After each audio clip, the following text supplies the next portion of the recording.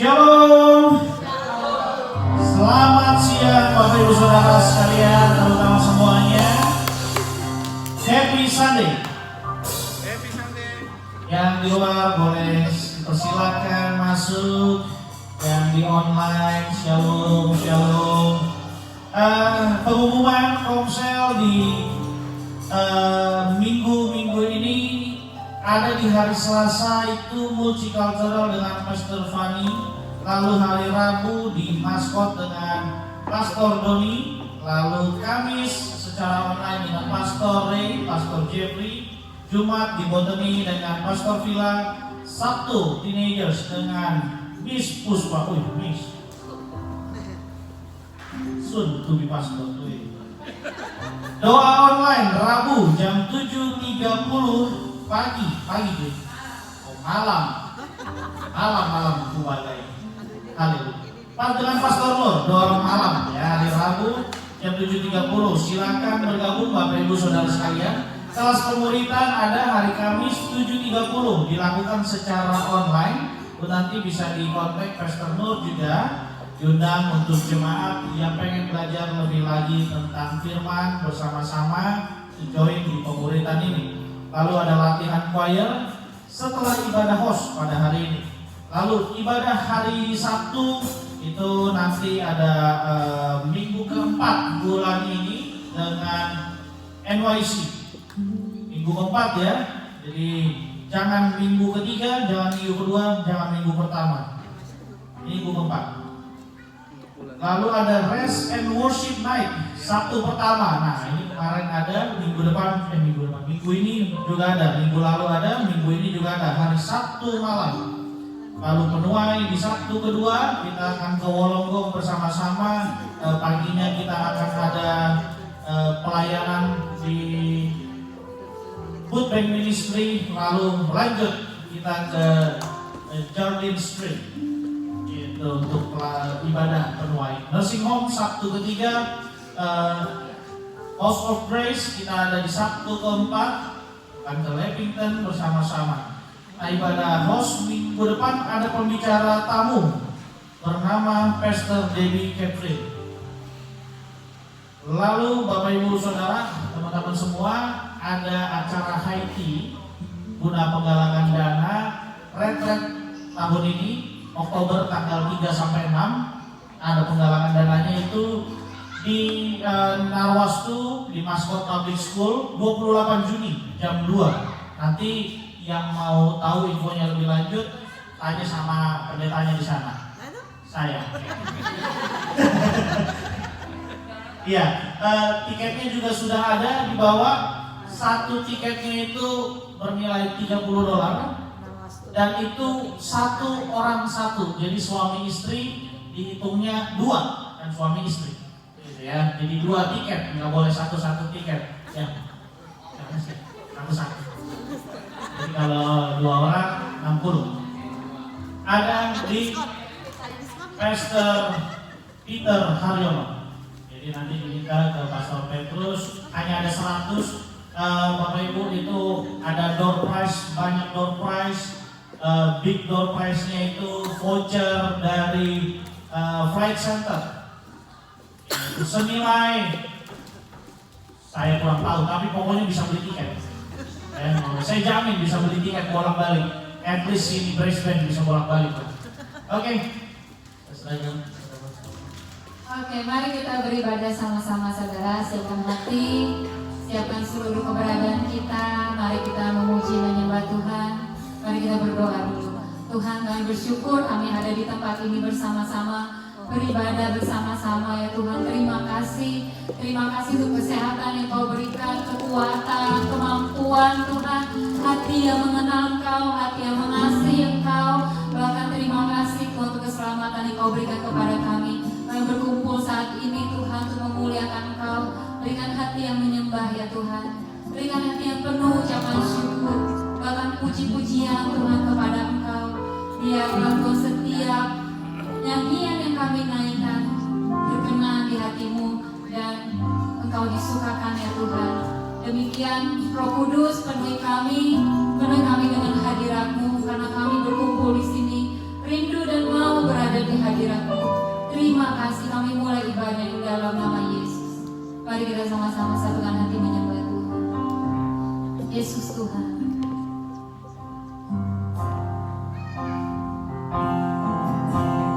Yesus Tuhan, ditinggikan, dimuliakan dan naik ke surga. Dia berikan Roh Kudus-Nya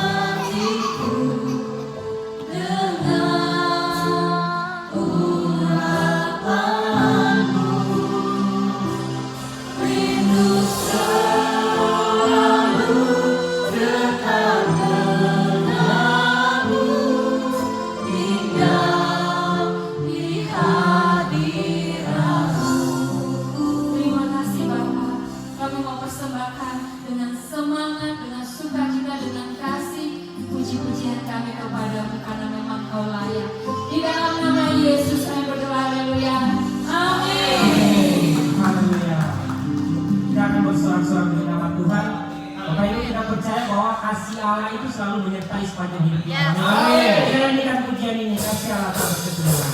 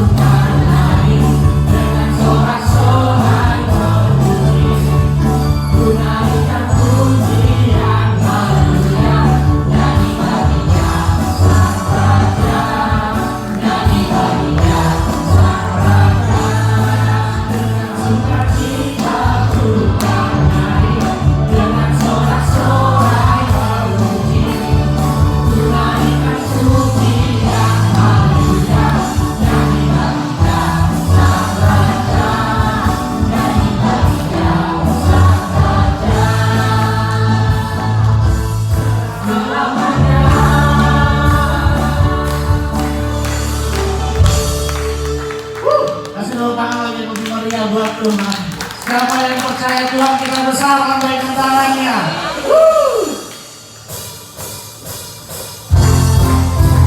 Kasih tepuk tangannya dong buat Tuhan. Sampai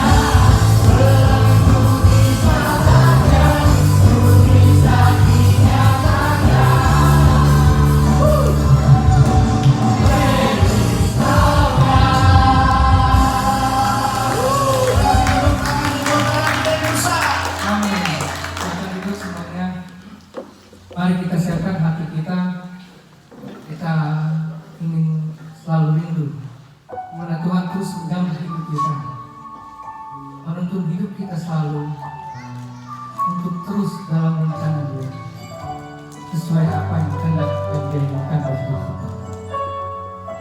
Mari kita nyanyikan sama-sama. Dari dulu hati kita yang rendah.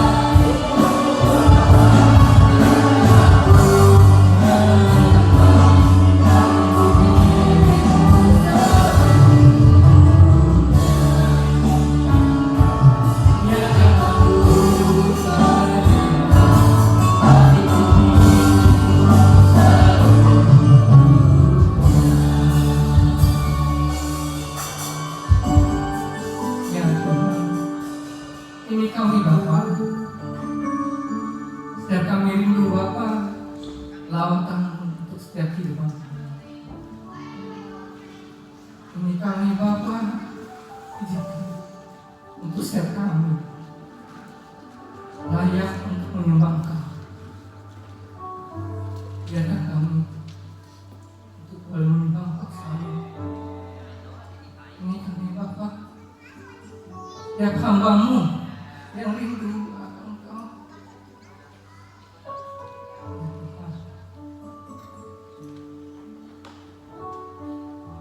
Bapa di surga, terima kasih Bapa untuk berkat dan kasih setia-Mu. Hidup kami Kau limpahkan dan kasih karunia anugerah-Mu. Terima kasih Bapa. Hati kami rindu untuk terus Bapa melekat kepadamu. Dekatkan kami Bapa pada Engkau. Biarkan pikiran hati kami terus memohon mendekat akan kehendak semua saudara. Terima kasih Bapa.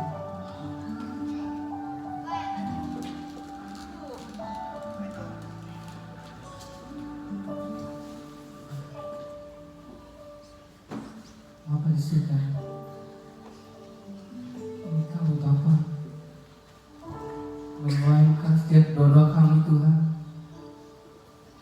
Satukan hati kami Bapa, satukan pikiran kami, satukan jiwa kami Bapa untuk datang kepadamu. Untuk apa yang kami sampaikan boleh layak Bapa. Ampuni kami, sucikan kami Bapa, kuduskan kami selalu Bapa, untuk kami berkenan di hadapan-Mu. Apa yang kami bawa Bapa dari hidup kami boleh menjadi penyembahan yang harum.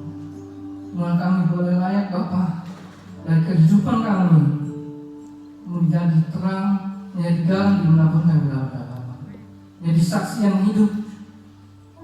Apa yang kami lakukan, apa yang kami perkatakan boleh memuliakan nama-Mu sendiri. Ya Tuhan, banyak setiap kami Bapa berhadap hanya padamu saja Tuhan. Di mana Engkau tempatkan kami dari setiap jemaat yang ada, gereja KJR, POS, HOP, NYC, Arwastu, Tuhan, ini setiap jemaat-Mu Tuhan. Tata setiap kami, bentuk kami Bapa, jadikan kami karya-karya yang indah untuk memuliakan nama-Mu Tuhan. Bantu kami setiap hamba-Mu, para pastoral yang ada Tuhan, agar kami boleh terus melayani Engkau sepenuh hati kami, sepenuh dengan apa yang ada dalam kami, kekuatan, tenaga, waktu, pikiran, uang kami, harta kami Bapa, semua yang ada pada kami Tuhan,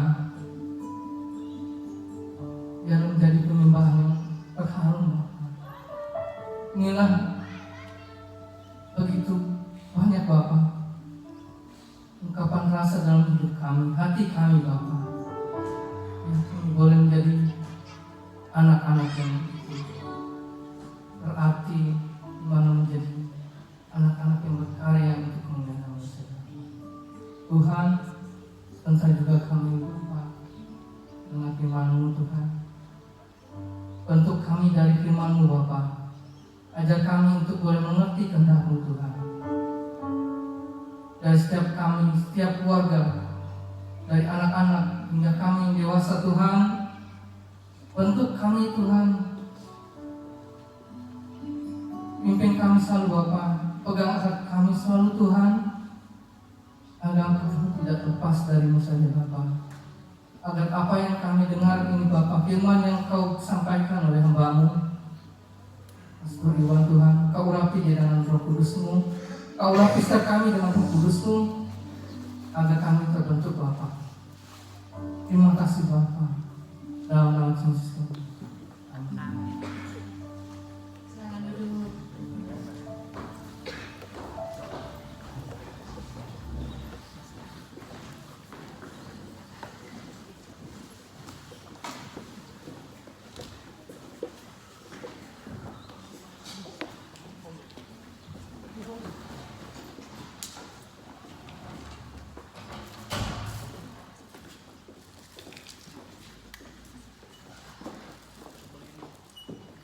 Shalom semuanya.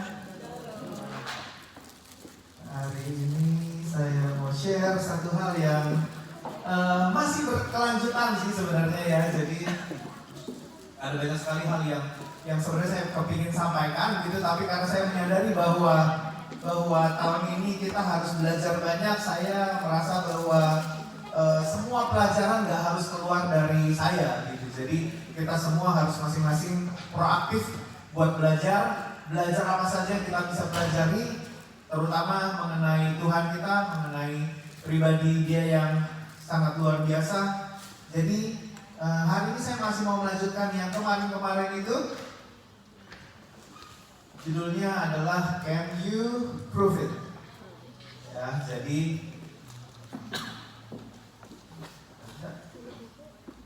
oke. Tuhan Yesus sudah mau datang. Sekali lagi kita harus terus mempersiapkan diri kita agar kita boleh layak untuk menyambut kedatangannya.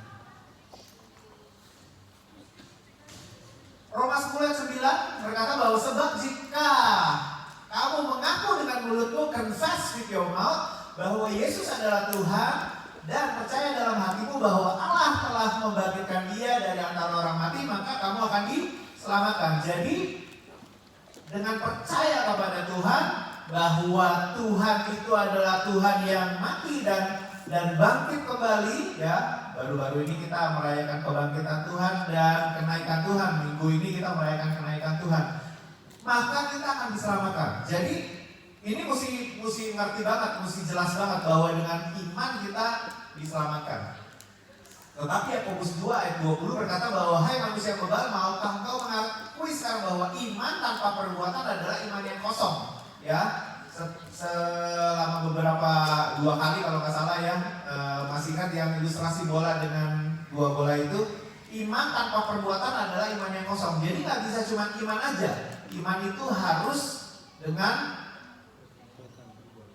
bukan iman tambah perbuatan, bukan itu yang dimaksud. Karena iman ketika ditambah perbuatan, artinya perbuatan kita akan ikut ambil bagian di dalam keselamatan. Sedangkan kita percaya bahwa orang diselamatkan karena iman aja.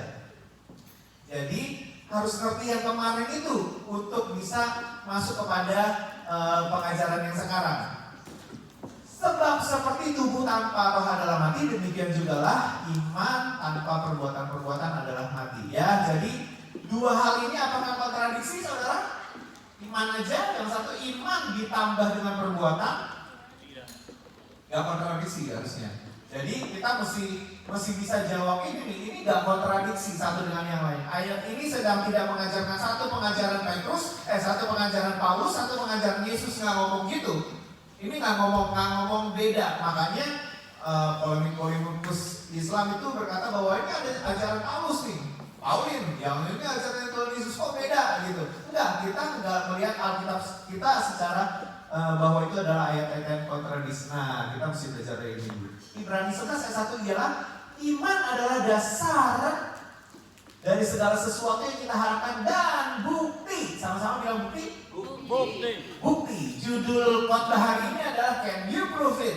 Bisa nggak dibuktikan? Jadi kalau yang namanya kita beriman, kita mengaku bahwa kita beriman, kita sudah punya dasarnya, tapi pembuktiannya harus ada. Iman itu harus ada buktinya. Tanda bahwa kita beriman adalah bahwa kita akan melakukan perbuatan-perbuatan yang baik yang Tuhan mau. Ya, jadi bukti. Bisa buktikan bahwa Yesus ada? Yes. Bisa ya? Bisa. Itu bukan cuman orang Kristen aja yang bisa membuktikan bahwa Yesus ada. Orang-orang Yahudi zaman dulu, orang-orang Roma zaman dulu, sejarah-sejarah itu juga bisa membuktikan bahwa Tuhan Yesus itu ada, ya? Bisa membuktikan Yesus mati? Yes. Bisa. Bisa membuktikan Yesus hidup? Yes. Bisa. Bisa membuktikan bahwa Yesus bangkit? Yes. Bisa. Berkali-kali dia menampakkan dirinya, betul ya? Bisa membuktikan bahwa Yesus naik? Yes. 500 pasang mata menyaksikan bahwa Tuhan Yesus naik. Kurang hebat apa tuh? Make sense ya? Saudara ya? Bisa membuktikan bahwa Yesus adalah Allah? Yes. Bisa membuktikan bahwa Yesus adalah manusia sepertinya manusia? Iya. Makan ikan goreng. Shalom. Terus apa lagi? Bisa membuktikan berpeluh darah? Ya? Nah, hal Yesus bisa membuktikan bahwa Tuhan Yesus berkuasa? Iya. Yes. Segala sesuatunya ini bisa dibuktikan. Bisa membuktikan bahwa Tuhan Yesus mengasihi kita? Yes. Bagaimana caranya? Ya mati di kayu salib, menebus dosa kita. Betul ya? Karena begitu besar kasih Allah akan dunia ini, sehingga Dia mengaruniakan anaknya yang tunggal, supaya barang siapa yang percaya kepadanya tidak binasa, melainkan beroleh hidup yang kekal. John 3:16. Tuhan Yesus sudah melakukan itu semua, buktikan, sudah membuktikan, sehingga kita bisa percaya, sehingga kita bisa beriman kepada Dia. Karena kasih Tuhan kepada manusia itu harus ada buktinya. Nah sekarang pertanyaannya adalah, apakah kita, dulu. Buktikan bahwa Yesus tidak pernah berhenti mengasihi manusia. Kita percaya bahwa kasihnya itu adalah unconditional love, benar? Yes. Kasih yang tidak akan pernah terkondisi, Bersyarat. tidak bersyarat. Yes. Artinya gini, kalau unconditional love berarti kasihnya itu ketika Dia mencurahkan kasihnya, nggak akan ada lagi yang bisa mengubah itu, karena bukan karena kondisi. Nah sekarang buktikan bahwa Tuhan Yesus tidak pernah berhenti mengasihi manusia, karena Dia hidup untuk selama-lamanya. Karena orang kalau sudah mati akan berhenti mengasihi, betul? Betul nggak? Yes. Orang kalau sudah berhenti, sudah mati, dia sudah tidak akan pernah bisa lagi mengasihi. Nah kalau Yesus berakhir di kuburan, mati di kuburan, berarti kasih Dia kepada manusia akan berhenti di situ. Dia nggak bisa lagi terus-menerus mengasihi kita, karena itu akan jadi conditional love. Kondisionalnya sampai mau terjadi. Makanya suami dan istri itu ayo mengasihi, saling mengasihi. Kondisinya adalah sampai maut memisahkan, sampai salah satu metong. Yes. Ya sudah, kita selesai sampai di situ. Setelah itu kalau mau merit lagi, monggo. Tapi sebelum itu saling berkasih-kasihanlah, mengasihi satu dengan yang lain. Betul? Karena kita sudah tidak dituntut lagi untuk mengasihi istri kita kalau istri kita sudah meninggal. Makanya suami istri pun mengasihinya pasti akan conditional. Kita nggak bisa bilang kepada istri kita, aku mengasihimu unconditional. Ada kondisinya sampai maut memisahkan kita. Make sense gak saudara? Orang yang akan hidup selama-lamanya yang akan bisa terus mengasihi secara unconditional. Kalau tidak, nggak mungkin. Makanya jangan lebay. Kalau sama pacar itu jangan lebay. Aku mengasihimu. Lebay banget. Bentar lagi mati udah nggak bisa mengasihi. Make sense ya? Kalau pacaran ini suka lebay ini. Tapi kalau Tuhan, karena Dia membuktikan bahwa Dia ada, Dia hidup, Dia mati, Dia bangkit, Dia naik ke surga dan terus Alfa dan Omega selama-lamanya. Dari minus tidak terhingga ada sampai plus tak terhingga, Dia ada terus. Makanya Dia bisa terus mengasihi kita unconditional love. Get the message gak kalau sampai sini? Makanya Dia hidup sampai selama-lamanya. Buktikan bahwa Ia tidak ada di sini sebab Dia telah bangkit sama seperti yang telah dikatakannya. Jadi Tuhan Yesus mengasihi kita dengan segenap hati kita, dan kita adalah orang-orang yang beruntung. Kita bisa dimampukan oleh Roh Kudus untuk percaya bahwa Tuhan kita adalah Tuhan yang mengasihi kita, sehingga kita jadi anak-anaknya. Tapi sekarang. Masalahnya adalah buktikan bahwa kita mengasihi Tuhan kita. Ini tantangan. Kalau dia tidak pernah salah, karena buktinya semua jelas. Buktinya semua jelas. Nah, tapi kalau kita ini, kita mesti membuktikan bahwa kita mengasihi Tuhan kita. Markus 12 ayat 30-31. Love your God with all your heart, and with all your soul, with all your mind, and with all your strength. Kasihlah Tuhan Allahmu dengan segenap hatimu, dengan segenap jiwamu, dengan segenap pikiranmu, dan dengan segenap kekuatanmu. Yang kedua, love your neighbor as yourself. Kasihlah sesamamu manusia seperti dirimu sendiri. Nggak ada command yang lebih besar daripada ini. Tidak ada perintah yang lebih besar daripada ini. Nah, untuk bisa mengasihi Tuhan, kita nggak bisa cuma mengasihi Tuhan aja masalahnya. Perintah Tuhan adalah untuk mengasihi Tuhan kita harus mengasihi kedua-duanya. Mengasihi Allah Trinitas, Tritunggal, yang artinya kita harus mengasihi Allah Bapa, kita harus mengasihi Allah Anak, kita harus mengasihi Allah Roh Kudus, ya. Dan kita juga harus mengasihi orang sesama. Kita nggak bisa duduk-duduk aja di dalam kamar kita sepanjang hari, sepanjang tahun, sepanjang umur kita berkata bahwa kita mengasihi Allah Tritunggal, tetapi kita nggak pernah membangun hidup kita dengan orang lain. Nggak mungkin, tidak mungkin. Karena kasih kepada Tuhan tuh harus terjadi dua ini. Ya. Nah, kita harus membuktikan. Kalau kita berkata bahwa Tuhan, aku mengasihimu, kita harus membuktikan kita mengasihi ini, kita juga mengasihi ini. Dua faktor ini terjadi, ya. Dua kondisi ini terjadi, ya. Jadi, nah, saya mau balik lagi ke orang yang punya satu talenta. Oh, saya belajar banyak dari orang yang punya satu talenta ini. Dia renungin, ternyata ada banyak hal yang dia langsung dilabel oleh Tuhan. Ayat yang ke-30 berkata begini, dan campakkanlah hamba yang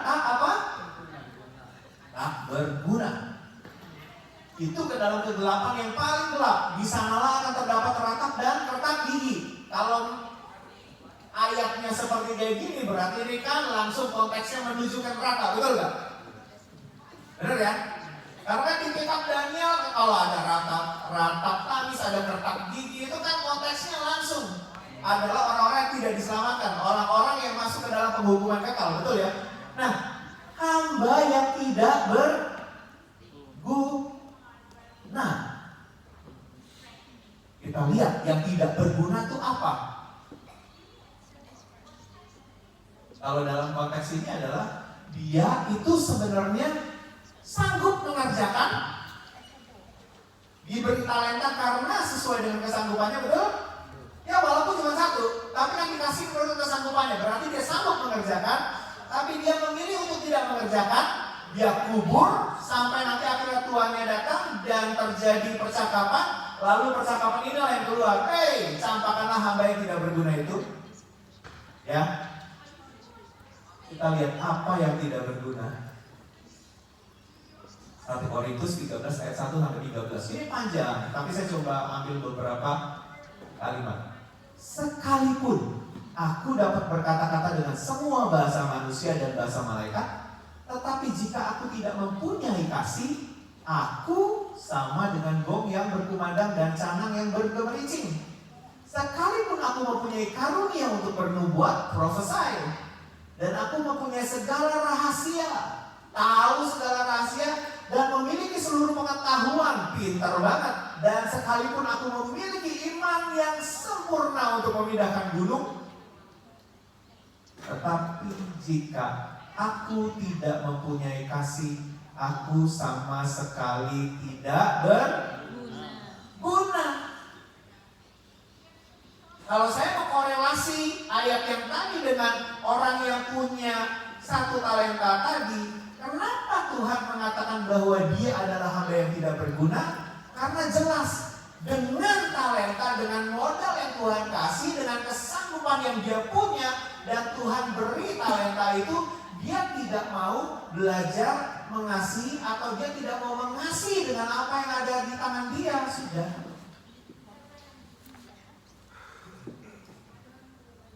Jadi sepertinya gitu, punya kesanggupannya, tapi dia tidak mau mengasihi dengan itu, dengan modal itu.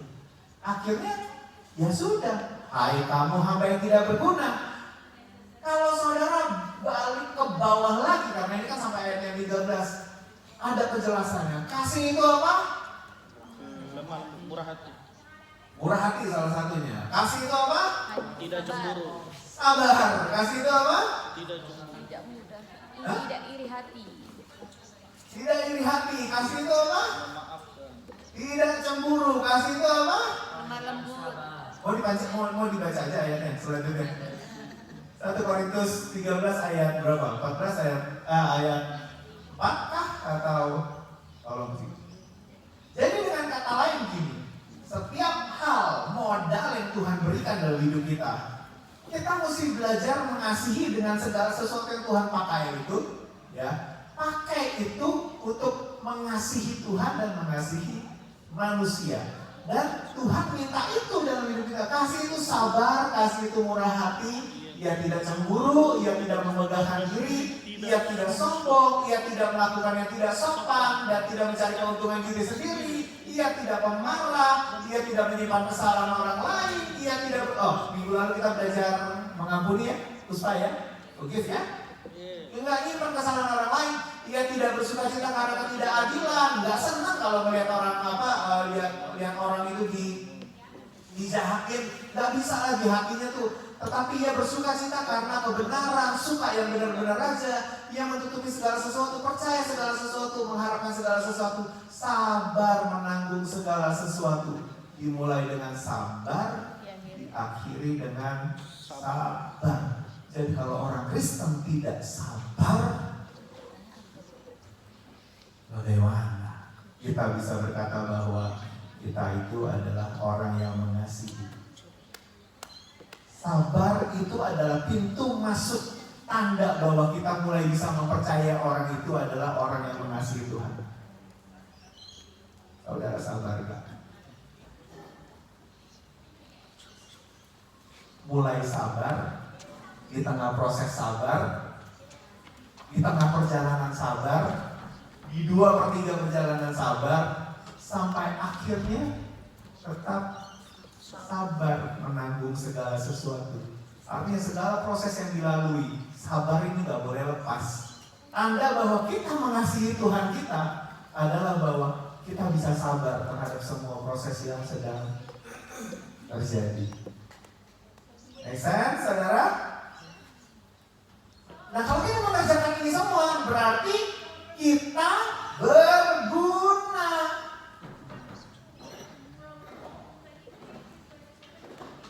Tapi kalau tidak ada ini semua dalam hidup kita, berarti kita tidak berguna. Sekalipun kita memberikan tubuh kita untuk dibakar, kata ayat selanjutnya, kita nggak berguna. Sekalipun iman untuk bernubuat, iman untuk profesi, iman untuk menyembuhkan, iman buat apa? Tapi kalau tidak ada kasih, kalau tidak ada ini dalam hidup kita tidak berguna. Nah, sekarang jadi satu hal yang penting buat kita untuk membuktikan apakah kita sungguh-sungguh beriman kepada Tuhan. Karena kita mau dong dikenal Tuhan jadi hamba yang setia dan baik. Betul? Orang yang punya 5 talenta jadi 10 talenta, itu kan komen kepada mereka adalah, hai kamu hamba yang baik dan setia. Betul? Mengerjakan talenta dia langsung dapat 2 predikat. Orang baik, orang setia. Orang yang punya 2 talenta jadi 4 talenta dapat 2 predikat itu juga. Orang baik dan orang yang setia. Sama komennya.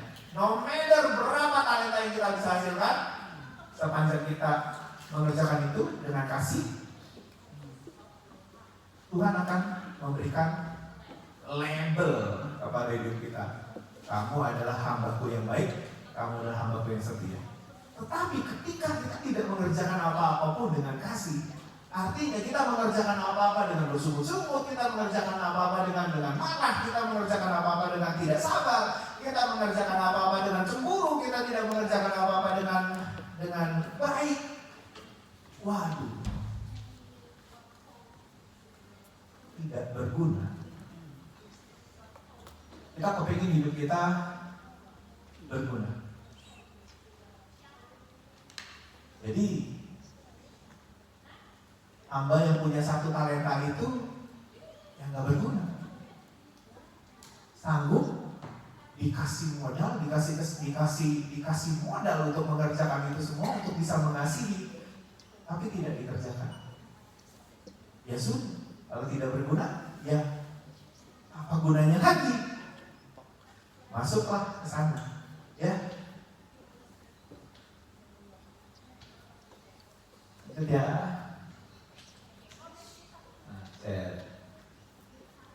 Oke, ayat yang ke-26. Maka jawab Tuhan itu, hai hamba yang jahat dan malas. Dia ternyata dapat 3 label. Yang satu tidak berguna, yang ini langsung keluar lagi label jahat dan malas. Membiarkan diri kita tidak mengasihi dengan modal yang sudah Tuhan kasih, itu tidak berguna, malas, jahat. Bahaya nggak tuh? Kita nggak suka dibilang jahat, kita nggak suka dibilang malas, kita nggak suka dibilang moyung. Tahu moyung ya? Kita nggak suka. Tapi kalau kita punya kesanggupannya dan kita tidak mengerjakannya, nggak cuma moyung,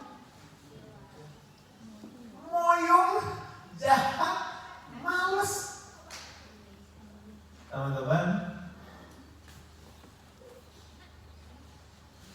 jahat, malas. Nah, saya mau sedikit-sedikit masuk ke dalam hal yang saya silang-silang dengan apa yang sudah kita bahas beberapa waktu lalu. Pada waktu itulah aku akan berterus terang kepada mereka dan berkata, aku tidak pernah mengenal kamu, nyala daripadaku kamu sekalian pembuat kejahatan. Jadi orang yang jahat itu karena dia buat jahat, betul gak? Dia membuat kejahatan, makanya bisa disebut hai hambaku yang jahat. Karena dia malas, makanya disebut hai pemalas. Gitu. Karena dia tidak berguna, tidak mengerjakan hal yang dia bisa kerjakan, sebenarnya dia tidak berguna jadi. Nah, ini kita sudah bahas ini. Nah, bukan crime ya, kejahatan ya. 2 kasus ini sudah inkrah, yang ini kena 11 tahun atau 10 tahun penjara nih. Ada yang tahu ini? Dengar beritanya? Surabaya, ya. Nah, kalau nggak salah ini juga Surabaya nih kalau nggak salah nih. Ada apa nih?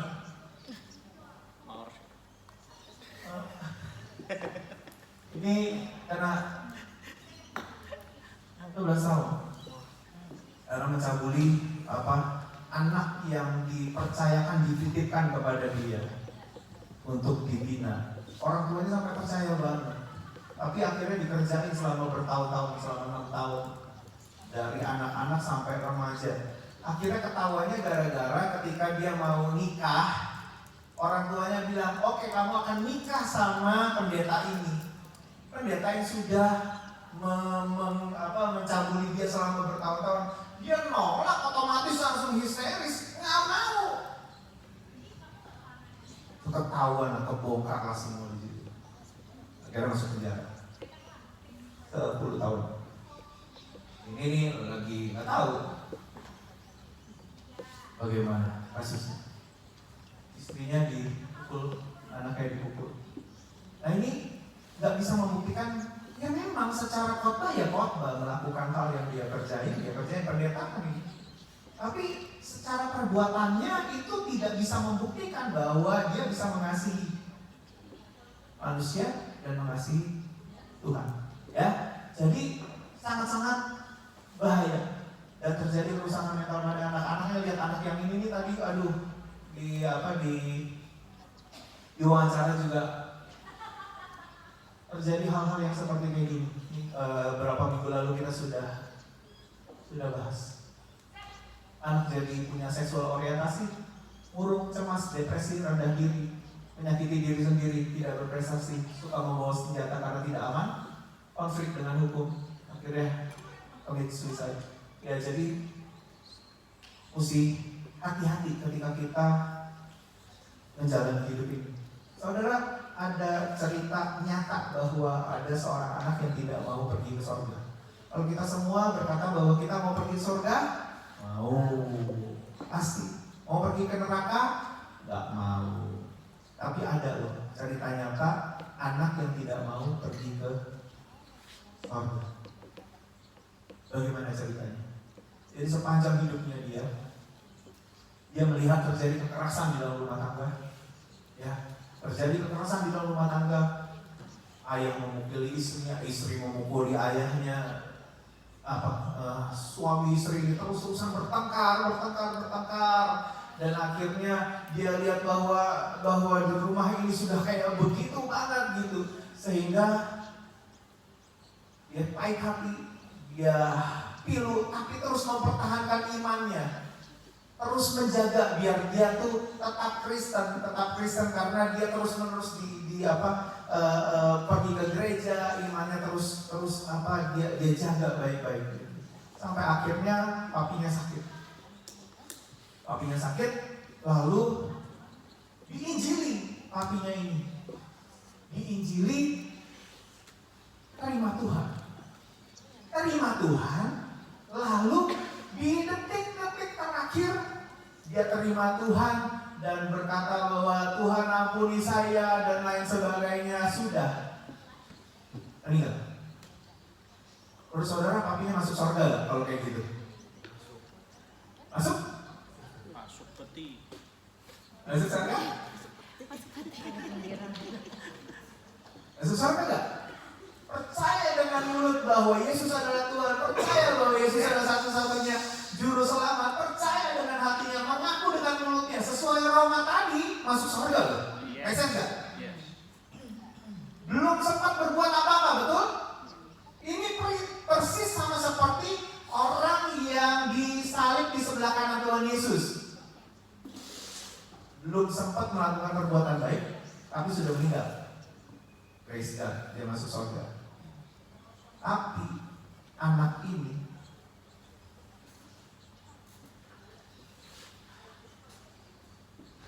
pendeta itu bilang begini, puji Tuhan, Papa akhirnya percaya kepada Tuhan, diselamatkan sesuai dengan ayat dan pengertian iman kita. Kita ngerti, satu hari nanti kamu akan pergi, saat kamu akan ketemu dengan papimu. Dia langsung berontak, dia langsung bilang, jadi menurut Pak Pendeta, papi masuk surga? Masuk, nah. Kamu satu hari nanti akan ketemu. Kalau gitu, saya tidak mau masuk surga. Hari ini saya akan letakkan iman saya karena saya tidak pernah rela mau ada di kekekalan bersama papi saya. Hari itu anaknya memutuskan tidak mau lagi kenal Tuhan Yesus.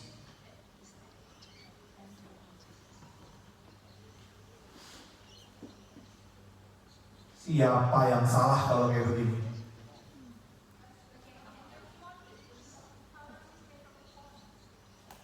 Siapa yang mau bertanggung jawab atas anak ini?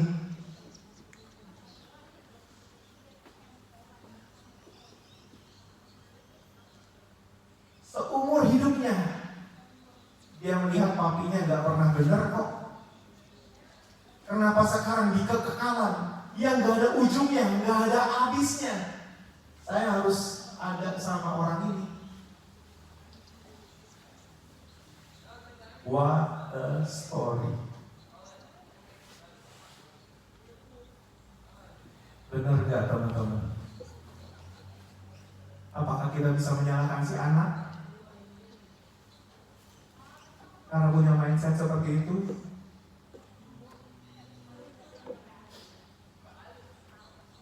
Selagi kita bisa mengasihi, kasihilah.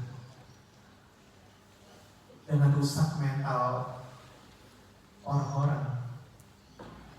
Secepat mungkin bisa mengasihi.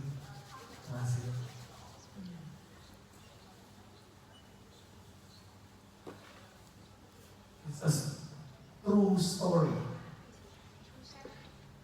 Gak tahu bagaimana menobatkan anak ini lagi. Another battle. Tapi itulah yang terjadi. Kalau seorang berkata, aku mengasihi Allah, dan dia membenci saudara, maka ia adalah pendusta.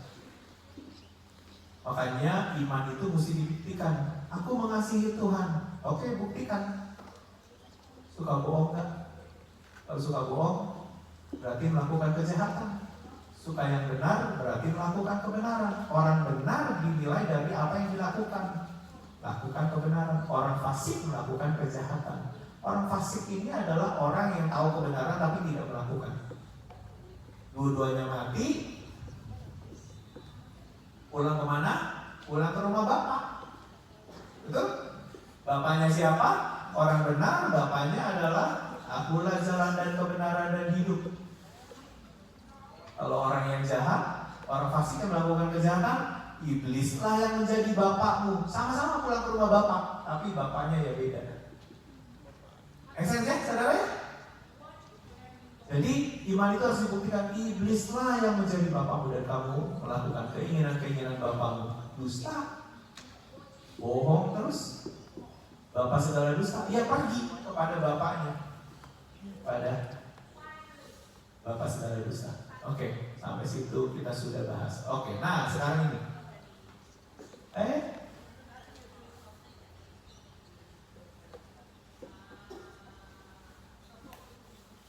Jadi iman di dalam Roma 10:9 itu bicara soal syarat. Iman dan perbuatan di dalam Yakobus 2 itu bicara soal bukti. Jadi sepanjang kita melihat ini seperti ini, kita akan kesulitan memahami dua ayat tersebut. Ya, akan kesulitan banget nih. Bentrok atau tidak, kontradiksi atau tidak. Kenapa? Karena ada garis pemisah ini. Karena harusnya nggak seperti kayak gitu. Yang benar adalah Ibrani berkata bahwa iman adalah dasar dari segala sesuatu yang kita harapkan dan bukti dari segala sesuatu yang kita tidak lihat. Itu satu sentence, benar nggak? Kalau satu sentence, dasar dan bukti, syarat dan bukti itu harus dilihat sebagai satu kesatuan, bukan dua kesatuan. Nah, harusnya dilihat seperti kayak begini. Jadi iman yang benar, iman yang menyelamatkan adalah iman yang di dalam Roma 10:9, dasar atau syarat dan bukti dari segala sesuatu yang kita tidak lihat. Harus dilihatnya sebegini, kesatuan, karena ayat itu satu kok. Gak boleh dilihat sebagai pemisah. Makanya Roma 10:9 sama Yakobus 2 ini gak jadi kontradiksi kalau dilihatnya seperti kayak begini. Nah, iman yang melihat iman yang perbuatannya memang ada di dalam situ. Jadi kita punya pemahaman yang benar. Satu hari nanti kita masih akan ke surga.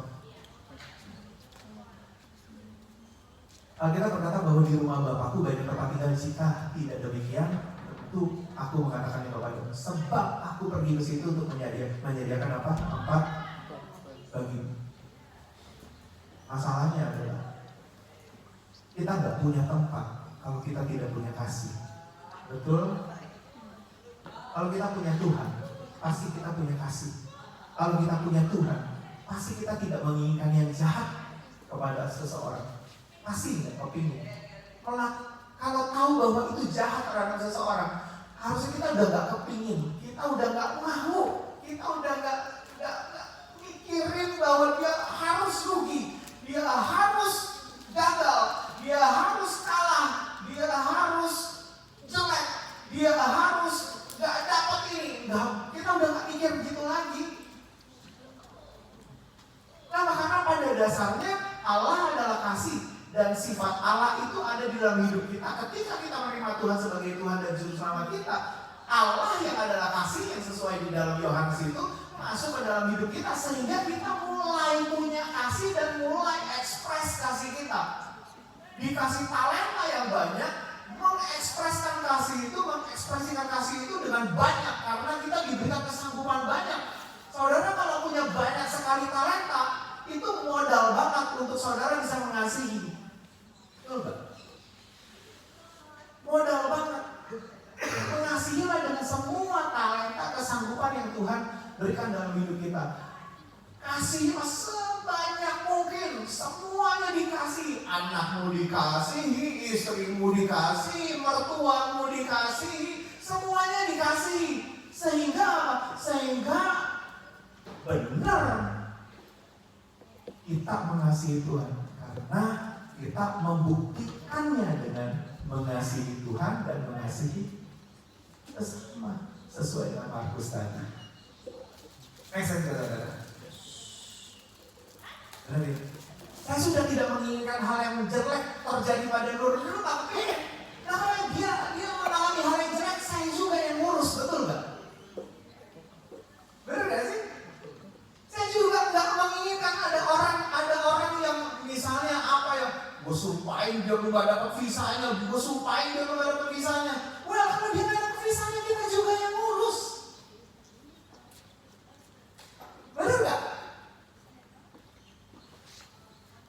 Teman-teman, benar nggak? Kita kan ngurus dari perjodohan sampai perpindahan, ngurus semua loh, benar gak sih? Ada orang mau pindah interstate, Pak Yuki tengah malam itu bolak-balik nganterin barangnya.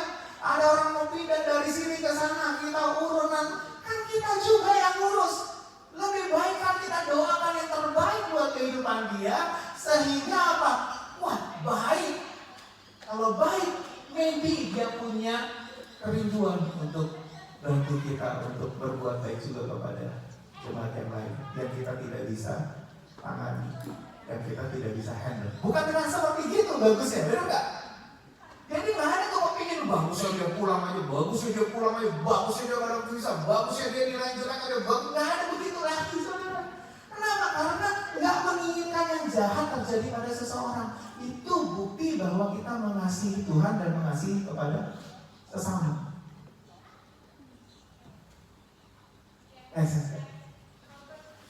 Makanya itu, ayo belajarlah terus membuktikan bahwa kita mengasihi Tuhan. Caranya adalah dengan kasih Tuhan Allahmu, kasih sesama manusia. Nggak ada lagi perintah yang lebih besar daripada itu. Kalau kita mengerjakan dua itu aja ya, most likely kamu mengerjakan seluruh Alkitab ini. Karena Alkitab itu kalau disaring, keluar satu kata, keluar satu tetes, ekstrak yang paling bermutu, itu namanya kasih keluar itu. Makanya kalau aku bisa mengasihi dia hari ini, kerjain. Aku bisa mengasihi dia dengan cara ini, kerjain. Aku bisa mengasihi orang ini dengan seperti kayak gini, kerjain. Aku bisa mengasihi Tuhan seperti kayak gini, kerjain. Dengan mengerjakan itu semua, saya yakin kita tidak akan diberi 3 label tadi. Hamba yang tidak berguna, hamba yang malas, hamba yang jahat. Karena memang nggak punya keinginan untuk malas, nggak punya keinginan untuk jahat, nggak punya keinginan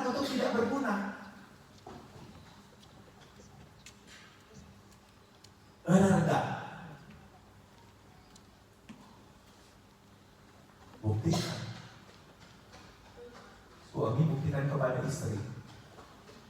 Kalau kamu tidak malas, kamu tidak jahat, kamu tidak berguna. Istri buktikan kepada suami. Kalau kamu tidak moyung. Kalau kamu tidak moyung, kamu tidak malas, kamu tidak jahat. Buktikan. Kalau segala sesuatu yang berani kita ucapkan dan berani keluar dari statement kita harus dibuktikan. Iman adalah dasar dari segala sesuatu yang kita harapkan dan bukti dari segala sesuatu yang tidak kita lihat. Ada dasarnya, ada premisnya, ada buktinya. Berani ngomong itu, buktikan. Itu baru satu paket, the whole package. Yang saya sadar ya. Jadi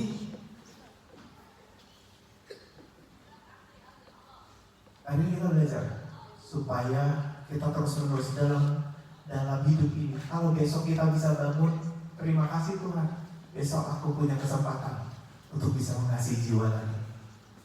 Aku bisa punya kesempatan Tuhan untuk mengasihi istriku lagi. Aku bisa punya kesempatan Tuhan untuk mengasihi anak-anakku lagi. Kita kepingin anak kita mengalami yang lebih hebat daripada kita, betul? Benar nggak? Saya kan main piano. Saya kepingin anak saya lebih hebat dari saya main pianonya. Of course, saya kepingin begitu. Saya nggak dapat sekolah musik, nggak dapat. Dia sekarang dapat kuliah musik nih. Secara logikanya dia pasti akan jauh lebih hebat daripada saya. Benar nggak?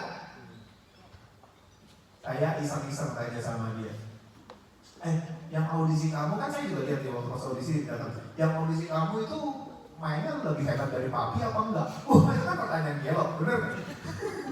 Itu pertanyaan gelok, bener nggak sih? Loh, orang nggak sekolah musik, nggak kuliah musik, misalnya gitu ya. Nanya sama dosen musik di university, ya pasti enggak. Kata Chloe, waduh, nggak ada apa-apanya lu Mbak. Gitu. Ya memang begitu. Tapi kan kita kepingin dia berada di tempat yang lebih baik daripada kita. Sekarang kalau kita benar-benar menginginkan sorga, masa iya kita melakukan sesuatu hal yang anak kita satu hari nanti bisa berkata, gua gak kepingin ke sorga karena ada lu di sorga. Nah, tahu gak begitu?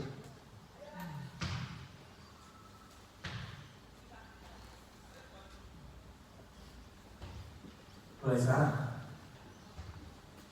pergunakan setiap kesempatan untuk mengasihi.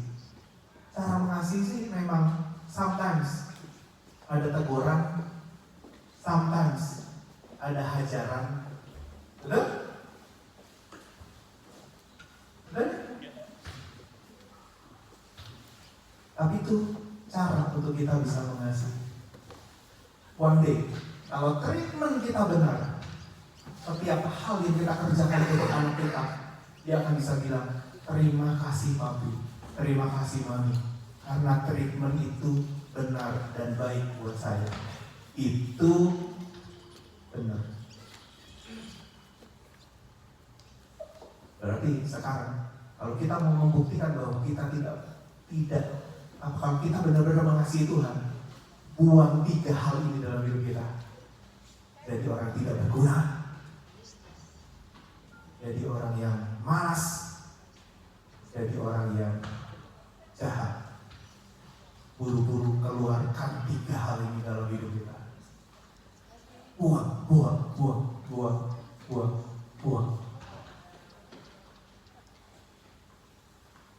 Punya waktu belajar, nonton, batasin. Punya waktu doing something. Apapun yang buang-buang waktu di maximize. Apa ya? Sekarang ini karena waktu saya benar-benar tight banget. Saya harus buang yang kelihatannya efektif, kelihatannya penting tapi sebenarnya tidak efektif. Atau yang tidak kelihatan penting tapi sebenarnya itu penting banget. Saya mesti hati-hati dengan 2 hal ini. Contohnya, menurut saudara bikin martabak itu buang waktu atau sesuatu hal yang baik?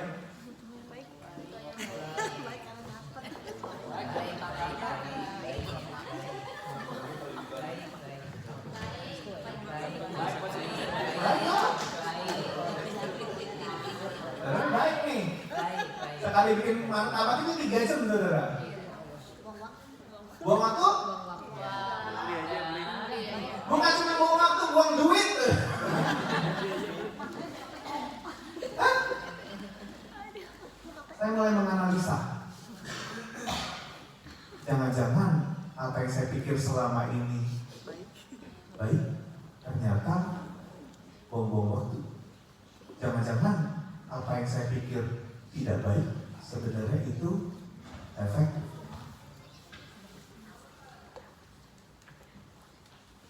Kenapa? Karena orang yang punya 5 talenta, orang yang punya 2 talenta itu begitu dia dapat instruksi langsung segera, ada kata segera. Kalau saudara cek di Alkitab saudara, ada kata segera, dia nggak buang-buang waktu lagi. Teman-teman, for the 4th time, 5th time, 6th time, 7th time, 8th time saya ngomong gini, nggak usah kebanyakan main game kalau itu tidak mendatangkan value dalam hidupmu. Nggak usah. Kalau sampai berjam-jam, berhari-hari. Kepada anak-anak kita aja kadang-kadang kita batasin kok main game. Tapi kepada diri kita sendiri kenapa kita tidak batasin sih? Benar nggak? Nonton juga sama.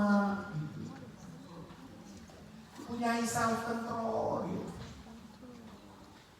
Sehingga kita jadi hamba yang bisa memaksimalkan semua tanggung jawab yang kita harus kerjakan. Saya bilang sama Chloe, saya tuh udah kepinginnya cuma 2 aja deh. Kepinginnya 2 aja yang saya ingin upgrade terus dalam hidup saya. Pertama adalah firman Tuhan. Saya hari ini masih belajar terus banyak hal tentang firman Tuhan, berjam-jam tiap harinya. Dan yang kedua adalah saya kepingin terus upgrade musik saya. Udah kepinginnya 2 itu aja udah. Pokoknya kalau ada kesempatan, ada udah upgrade itu dua itu aja. Selama 2 upgrade, 2 itu tak upgrade, menurut saya ya sudahlah, sudah lumayan oke lah gitu.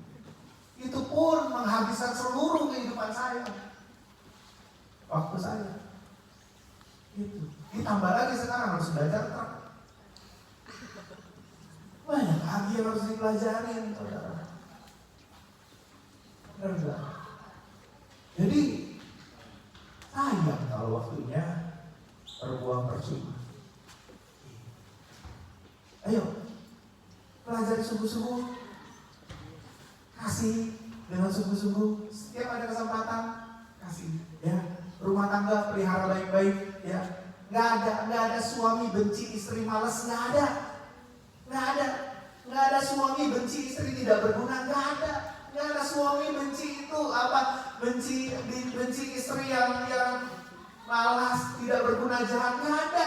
Itu 3 hal itu kalau dikerjainnya pasti dikasihi dengan luar biasa. Nggak mungkin pasti dikasihi dengan luar biasa. Nggak, udah nggak jahat, berguna, udah gitu selalu menginginkan yang baik. Mana ada sih suami yang mau jahatin istri kayak begitu, nggak ada. Makanya terus pelihara 3 hal tersebut ya, sehingga hidup kita bisa terus mengasihi Tuhan dan mengasihi jiwa-jiwa. Amin, saudara. Amen. Ketemu nanti di surga, karena Tuhan naik ke surga untuk menyediakan tempat tinggal bagi kita semua. Amin, saudara. Yuk kita bangkit berdiri. Semoga ini semua bisa membuat kita jadi tidak malas di tahun ini, nggak malas belajar, nggak malas upgrade diri kita, ya, nggak malas menggunakan talenta kita, nggak malas menggunakan ijazah kita. Kalau di Indo lagi heboh ijazah, betul ya?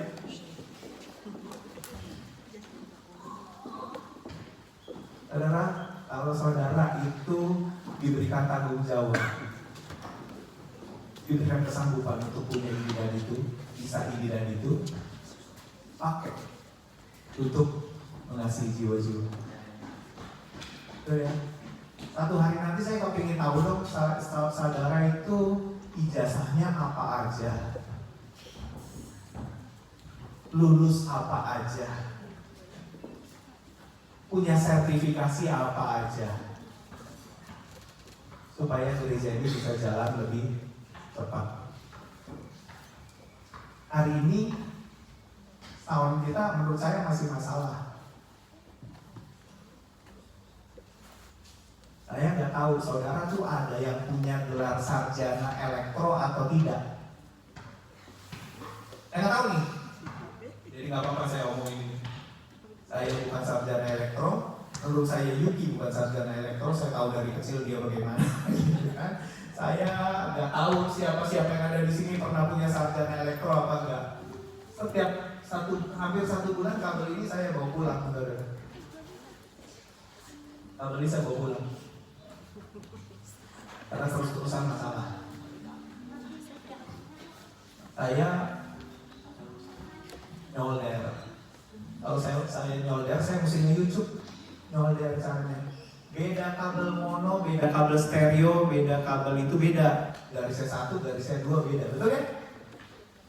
Cara nyoldernya bagaimana, yang ini mesti kemana, yang ini mesti ke pin yang mana, yang ini mesti ke pin yang mana, itu beda. Kalau saya yang nyolder, kayak begini modelnya. Bawa pulang ke rumah, solder, nge-YouTube lagi, solder yang murahan lagi cuma $10, $15, timahnya jelek lagi. Saya sampai nyalain timah loh, saudara. Ini jangan-jangan gue salah beli timah nih. Timah ini kok nggak nempel-nempel nih. Saya nyalain timah, saya nyalain solder. Jangan-jangan soldernya nggak benar, jangan-jangan timahnya nggak benar. Kenapa buat nempel susah banget sih? Gitu. Bawa lagi, begitu lagi, pulang bawa lagi, balik lagi, bawa lagi, tes lagi, bawa lagi, sebulan gak beres-beres. Kalau saudara sarjana elektronik dan dengar firman Tuhan hari ini, saudara punya solder yang bagus, punya timah yang bagus, dan saudara tahu ya itu kerjaan 5 menit doang. Saudara kalau nggak mengerjakan ini, saudara males. Kasarnya moyung. Saya ngomong sarjana elektro ya. Saya ngomong sarjana elektro ya. Males, moyung, jahat. Boleh nggak saya bilang gitu? Mateng loh. Kalau Tuhan berani melabel 3 hal itu, tahu ada kebutuhan itu, tahu si Iwan kesusahan.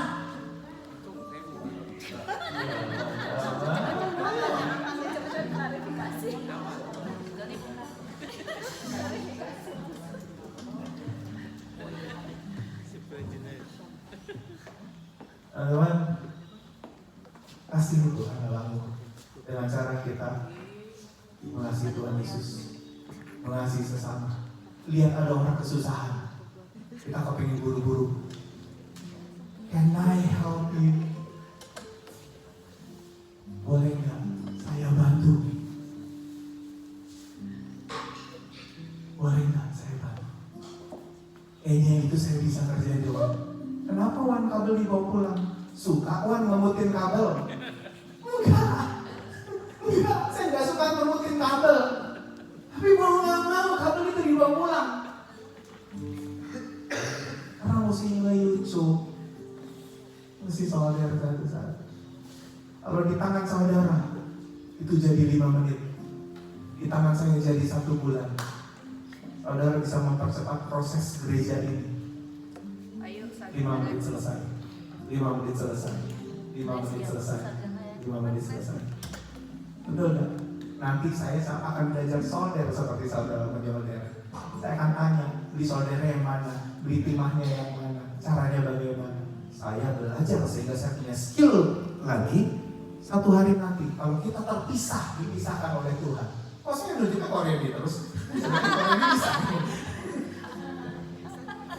Kalau satu hari nanti kita dipisahkan Tuhan, dia punya skillnya, saya punya skillnya. Betul?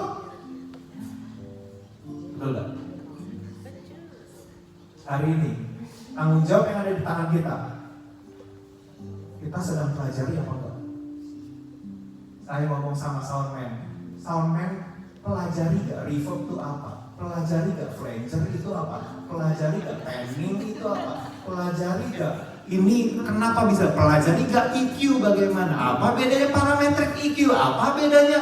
Belajar gak? Itu kan di tanganmu, tanggung jawabmu. Benar gak saudara?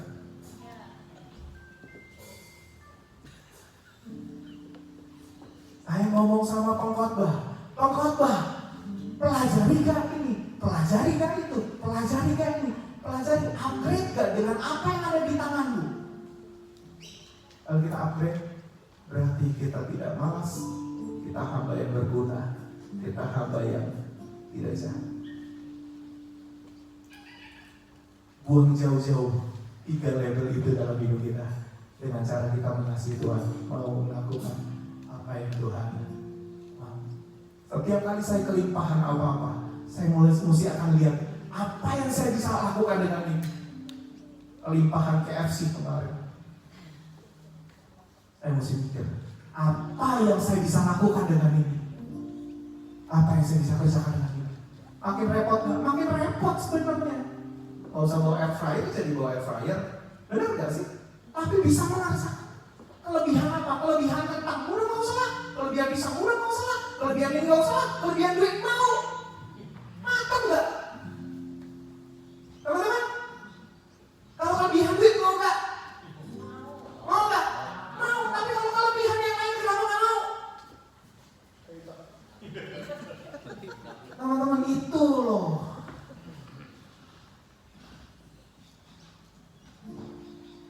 I hope this message will get you back on track.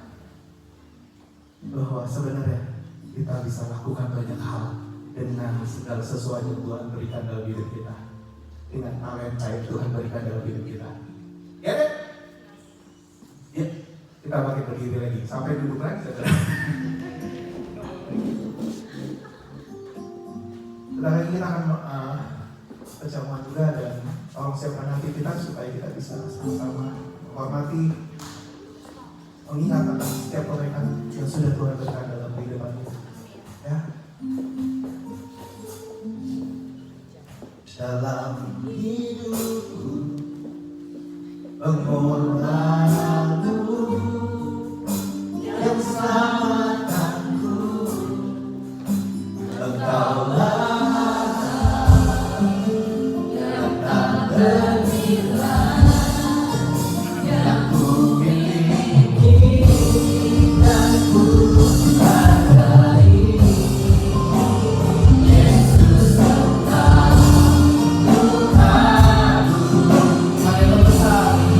Para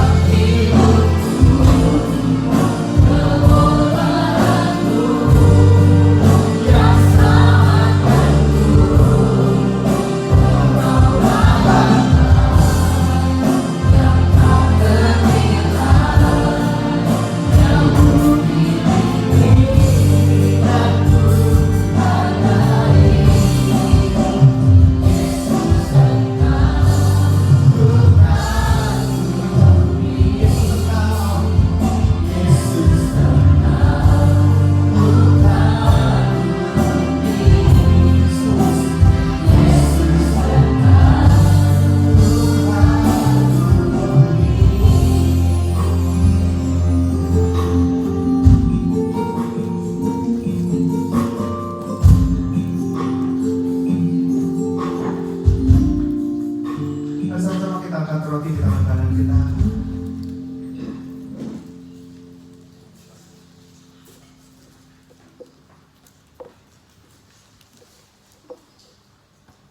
Firman Tuhan berkata, sebab apa yang telah kuteruskan kepadamu telah aku terima dari Tuhan, itu bahwa Tuhan Yesus pada malam waktu ia diserahkan mengambil roti, dan sesudah itu ia mengucap syukur atasnya, yang memecah-mecahkannya dan berkata, inilah tubuhku yang diserahkan bagi kamu, perbuatan ini menjadi peringatan akan aku. Mari sama-sama kita makan di dalam nama Yesus.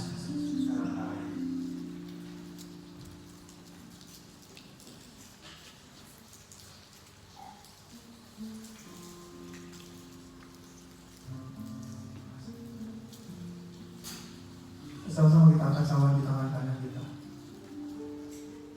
Dan sesudah itu ia mengucap syukur atasnya, ia memecah-mecahkannya dan berkata, inilah tubuhku yang diserahkan bagi kamu, perbuatan ini menjadi peringatan akan aku. Mari sama-sama kita minum di dalam nama Yesus.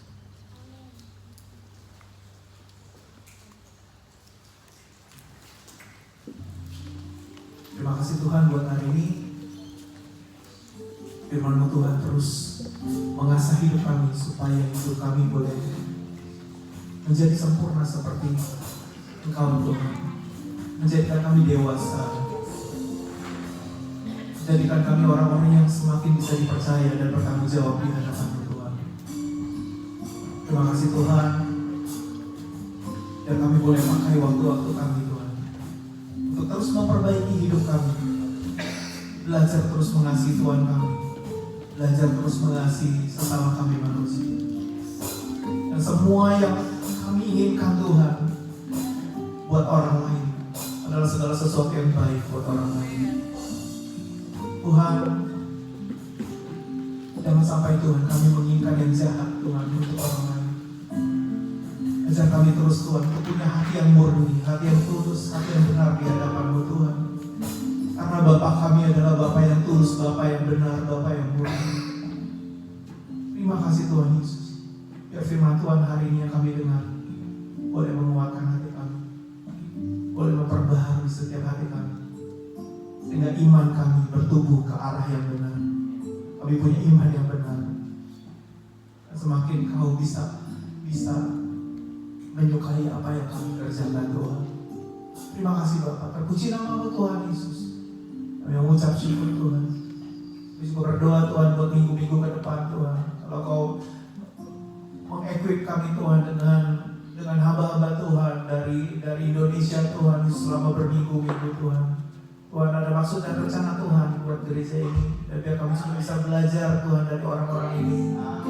Tuhan, kami berdoa buat Ibu Debbie, kami berdoa buat Pastor Robin Ong, kami berdoa Tuhan Yesus buat Pastor Jeff Chandra Tuhan. Tuhan, biar orang-orang ini Kau persiapkan Tuhan untuk bisa membekali Tuhan, mengequip kami semua yang ada di sini Tuhan.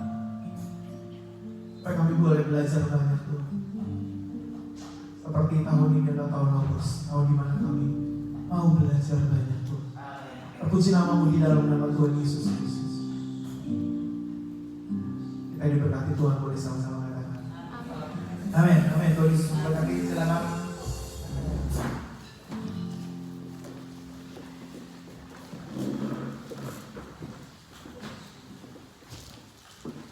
Mari kita siapkan persembahan kita bersatu di dalam doa.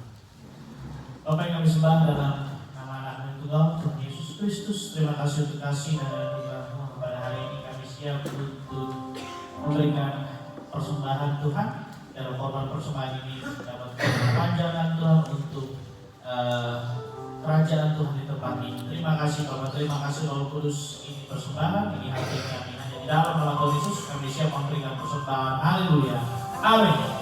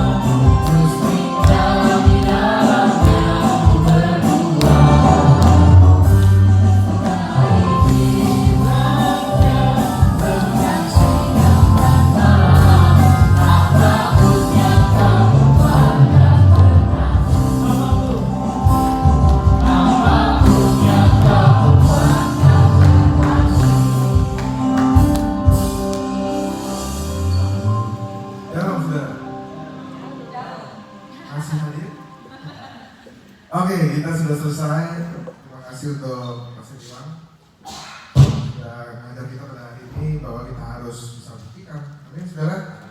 Kira-kira bisa nggak kita buktiin? Saya tanya nih, bisa nih? Bisa ya. Kita sebagai anak Tuhan kita nggak sendiri. Ada Roh Kudus yang menolong kita. Dan kita ini dirancang bukan untuk mengskip ya pergumulan yang kita hadapi, tapi kita dirancang ini untuk menghadapi. Ya kita bisa keluar sebagai pemenang. Amin. Amin. Kita akan selesai. Saya nggak bakal khotbah lagi. Oke, kita akan berdoa. Kita akan tutup kebaktian kita. Terima kasih Tuhan untuk minggu ini Tuhan begitu baik. Berkat-Mu sempurna Tuhan sepanjang minggu ini. Dan kami juga telah selesai ibadah pada sore hari ini. Kepada Tuhan, kami berdoa untuk setiap jemaat-Mu Tuhan yang sedang dalam pergumulan apapun Tuhan, kesehatan, keuangan, pekerjaan, keluarga, biar Engkau berikan kekuatan Tuhan. Dan kami tahu Tuhan kami nggak sendiri, karena kami punya Roh Kudus yang akan menyertai kami Tuhan, yang sudah menyertai kami. Dan kami sebagai anak-Mu kami percaya kami akan keluar sebagai pemenang. Terima kasih Tuhan Yesus. Sore hari kami belajar Tuhan bahwa sebagai anak-anak-Mu Tuhan kami harus mengasihi Engkau dan mengasihi sesama kami Tuhan.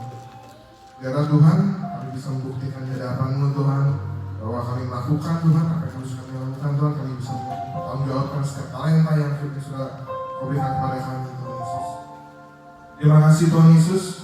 Dan untuk satu minggu ke depan Tuhan dan untuk satu minggu ke depan kami berdoa Tuhan biar Kau sertai anak-anak-Mu Tuhan, apapun yang mereka kerjakan Kau buat berhasil. Terima kasih Tuhan Yesus, kami mengucap syukur. Mari saja saudara untuk angkat tangan, kita akan terima berkat dari Tuhan.